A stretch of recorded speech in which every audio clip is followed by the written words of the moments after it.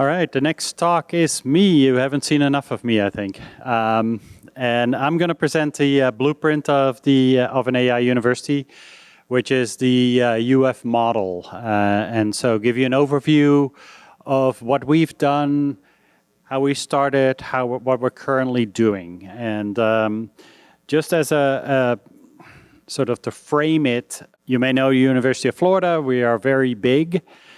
So I always like to point that out because everything we do is complicated because we are big, but it also creates opportunities.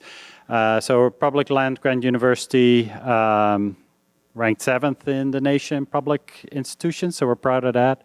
We have about 6,700 faculty, and we went all in with AI 4 or 5 years ago. And so, just to reiterate sort of the reasoning, as you know, AI is everywhere. AI, it permeates through all of the disciplines, everywhere in society, whether you like it or not, whether you love AI, hate AI, it's here. There's really no ignoring it. And so if you are ignoring AI and you're ignoring AI education, you should think about that.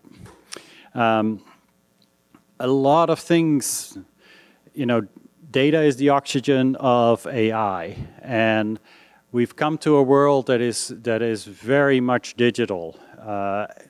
All of your data is digital. I hate data on paper. I can't deal with paper anymore. Everything I like to have digital, and so that means there's a lot of data available to feed AI. And so that and the advent of very high-powered computers have really created this boost of AI. What's going to happen is, and a couple of other presenters mentioned that as well, is more specialized AIs. We have these very general large language models that we all use. They're trained on everything in the kitchen sink and whatever is under the sink, and everything on the internet, which I hope you don't read all of it. But they don't necessarily, are not really trained to do really custom things. So we'll talk a little bit about that future as well. We talk about AI jobs. Talithia Washington gave an overview of that. We're still really defining what these jobs are. People say, okay, jobs are disappearing, jobs are being created. I think the conclusion we can make is that you do need some basic skills in AI in order to succeed in this future world. So when we talk about what do we have to teach our students, start with foundations, ethical use, how it applies to your discipline. So those are the sort of 3 concepts that we often use when we're talking about AI education. So what is this blueprint of creating an AI university? Well, this is our blueprint. It may or may not apply to your institution, but you can take some things out of that. So we started with building an AI supercomputer, talk a little bit about that, train faculty, hire new faculty, and place those in all colleges, and then create new courses and add content to existing courses on AI. Because ultimately, we have to train the faculty who can then create courses who would then teach students. So that's the progression. And we also went all out with our quality enhancement plan. Our accreditor requires a quality enhancement plan for undergraduate programs. We've done things like internationalizing the curriculum in the past. Our current one that we're in year 2 is AI across the curriculum. So we're not only just doing it, we're also telling our accreditor we're doing it, which means that we're also going to measure things. So we need a mechanism for that, and I'll talk a bit about that. We were very fortunate to have Chris Malachowski. Chris is an alum of our institution, electrical engineering. He sort of started this journey with us. Chris, of course, is visionary, understood the technology really well, saw that his GPUs were going to create supercomputers that could create these very complex models of AI in a short period of time. And so, AI has been around for 20, 30 years or more. The methodologies have changed, but not significantly different than they were maybe 20 or 30 years ago. What is different is the volume of digital data and the ability to create models in a matter of weeks, months, rather than decades. And so that's really been the big jump in AI. Personally, I'm not expecting another big jump. It's going to be more gradual because we've made this big jump. It seems like there's no more digital data we can train our AI with. So what is going to be the next thing is the question. And I think it's more specialized models and models that are built on data that we can trace back and maybe explain how the model got its information and making sure that the data is correct. So we've built a Hypergator. We're now in our 4th version of that. It is the fastest university-owned supercomputer, so we're very proud of that. It is available to others. We make it available to those of you in the state of Florida. We also make it available to SEC institutions, and so, basketball aside, we'll make that available. So under the same conditions that we do with our faculty. That doesn't mean it's free, right? So for research, there's a payment model. For teaching courses, there is some free use that can be used. So we had to train faculty. So what we built is the AI² Center, which I direct, and as part of that, the AI Learning Academy, which is really an organization to train faculty in basic use of AI, but also how can they apply it to teaching, how can they apply it to their discipline.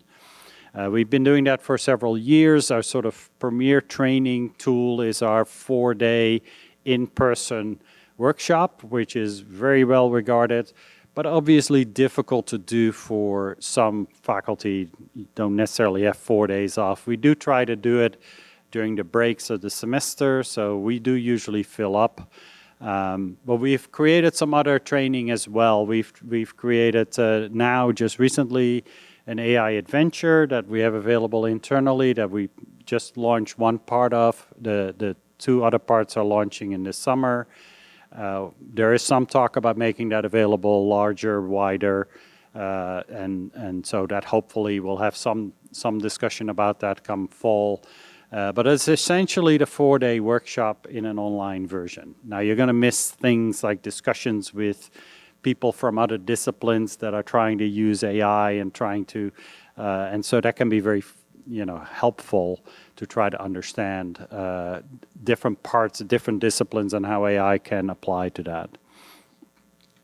So we are fortunate to get funding from the state to hire over 100 faculty in AI specifically, because we are training faculty in AI, but we also need more than them. And so we had the opportunity to hire faculty with different backgrounds, all of them working on AI, all of them being able to be that sort of seed within each college to help other faculty with AI. So what we did was we have 16 colleges, they're listed here, and the numbers in front are the number of faculty that we hired in each of these colleges. And partial ones are shared between colleges.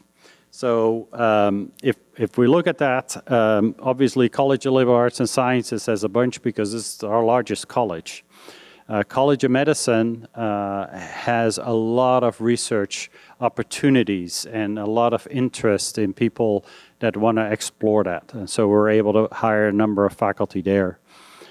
College of Ag and Life Sciences, the appetite for AI in ag is huge. We are a land-grant institution. Our ag school is very large, but we also have other opportunities. Florida, we grow over 300 commodities in the state of Florida. That's different than other states that maybe only grow corn, but we have 300 different ones. That creates a difficult problem on how best to water, fertilize, spray, do all kinds of things to increase the yield. And that knowledge can be captured in AI. We can also automate some of these things once we understand them better. Obviously, College of Engineering has a number of people. Others, Public Health and Health Professions, College of Business has a number. And so keep that in mind when we start looking at courses. And we've placed faculty in all these colleges, but these faculty are also starting to create educational content. So that's the other advantage of having people in each of these colleges. Now we've got to make some definitions on what do we call AI content in courses. And so we've developed a structure of course designations. And you've seen some of these before because other schools are using them now. I'm not saying you should use them, but this is one way to categorize AI content in courses. And so we have 5 of them. And they sort of go from low level of knowledge and AI content to high level. And then I'll start at the bottom because people say you should start with the bottom. AI ethics is obviously also very important. That's sort of a separate designation from the different levels of AI designations. So the regular ones are enabling AI. That is a course that has maybe content between 10 and 50% of AI content. So you should think about that as a disciplinary course that AI has been added to, that AI is being used. AI is a crucial component of what the students are doing in that course, but it is still a disciplinary course. So typically these courses would have been existing courses where the content has been modified to add AI that is specific to the content of that course. The next 3 are different levels. If you think about Bloom's levels, know and understand, use and apply, evaluate and create. So there are different levels of complexity. These courses need to have 50% or more AI content. So these are really AI courses, but they're still focused on a discipline. So they are still courses that apply to a major or that are applicable to students in a certain college. So when we have these designations, we need to also have a mechanism to determine which course gets which designation. So we formed what we call an AI education committee with faculty members from around the university with AI knowledge that could look at these courses and determine that what designation should be applied to this course. So we ask faculty to submit their courses for evaluation. Faculty will submit it with a certain designation. We will look at that and say, is there enough content of AI in these courses? And is that sort of the right level of designation? And so that's what we've been doing. As we also use this for our quality enhancement plan, we want to do one step further and do a student outcome assessment. And so we have created student learning outcomes that go with these designations. We did not do one for the Enable AI because we felt the content was too low for that. But you can see here for the Know AI and the Use AI, the Ethical AI, the Build AI, we have created outcomes that we can now assess for courses that have been designated as AI. The other thing we can do is because we have the ability to look at these designations, we can now make that available to our students. Because students are, I don't know about your institution, but students are super eager to try to learn more about AI and want to find that content. One of the things that Talitha this morning didn't mention is we did the workshops last week of our NSF grant. And one of the questions on the workshop when we talked about curriculum was, where did you learn AI? And the vast majority of respondents, we had over 400 at the webinar, said self-taught. And I think that's pretty true for a lot of us in the room. Now, self-taught is difficult, right? Did you learn it the right way? Did you learn everything? Do you actually understand how it works? Just prompt engineering maybe is not sufficient. It's sort of like, oh, I read a lot of books, so I'm a good writer. That's not really how it works. And so I think that's where we need to push our students to do some more formal education. So we have used these designations and put them in the registrar system. So what you can then do is a number of things. One is you can search for courses in the schedule of courses.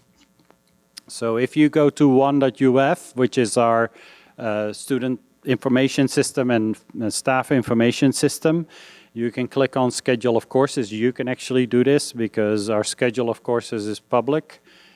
You can't register, but you can do a search for it. And so I did this search for the current spring semester. So all I did was I left everything blank and I clicked the AI course box at the bottom. And then I did a search. And if you look at the search results, there's 177 courses listed in this current semester that have AI content. Now, there are different levels of that, but and if you look at this is just the beginning of the list. It's all course numbers starting with A. You can see, courses in ag, some courses in advertising, which is Journalism and Communication College, and maybe something related to business. So you can look at that whole list and see what is available. So this is a huge number of options for our students. I think currently we are still looking at these courses as elective courses that students can take. There are now more that are becoming part of the major, but that is sort of the next step we're working on. Regardless of major, we also created the undergraduate certificate, and we've now been running that for probably 4 years. So our certificates at our institution are official university credentials. So these credentials show up on your transcript. You have to apply to them. You have to do the requirements and then graduate with them. So the requirements are 3 courses. So 2 are required. First one is a fundamentals course. So fundamentals of AI, and it is available to anybody. So anybody at our institution, you don't need any background. We currently teach that as an online course. It's wildly popular. Even students that are not registered in the certificate, they can take these courses. Sometimes they count as an elective, sometimes it's an extra course. We have almost 800 students in it this semester. It's sort of that same number every semester, so it's very, very popular. Then the other course required is the ethics course, so ethics, data, and technology. And that course is taught by our philosophy department. They do teach it in a more traditional way with case studies and 25 students at a time. There is now an online version that is launching so that we can have more capacity for students to take that and to work towards completing the certificate.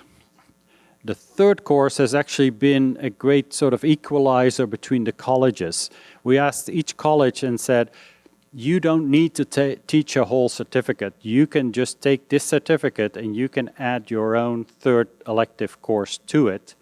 And that is a very low threshold for a college to start a certificate. All they need to do is develop one course and teach it and make it relevant for their students. And the idea is that this course is application-based, so application to the discipline. There's a short list here. The list is much longer, but this sort of gives you a bit of an overview of it. Different courses that have been developed and that count towards the certificate. Every semester we add more to it. I think this semester we've added another 2 or 3 courses. This again this is also reviewed by the University Curriculum Committee because it's an official credential, but it's also looked at by the AI Education Committee. So lots of options for our students. Again, it's a separate credential, so even if your major doesn't have anything AI, you can do this. The other benefit of tagging courses is that we can look at enrollments. And so this is enrollments for the last 2 years. Of course, something that jumps out greatly is the College of Business. College of Business decided that one of their first foundational courses in data analytics needed to have 50% or more AI in it. And so they've redeveloped that course and now require it to all the business majors. And so there's, I think, 6 different business majors that now require that course. And College of Business is pretty big at our institution, so that's a lot of students taking credits that are AI related. So they jump out. But we do see some other colleges. College of Liberal Arts and Sciences, again, is a big college. But it's up there. College of Law, Journalism and Communication has developed a lot of content. Engineering is always on there.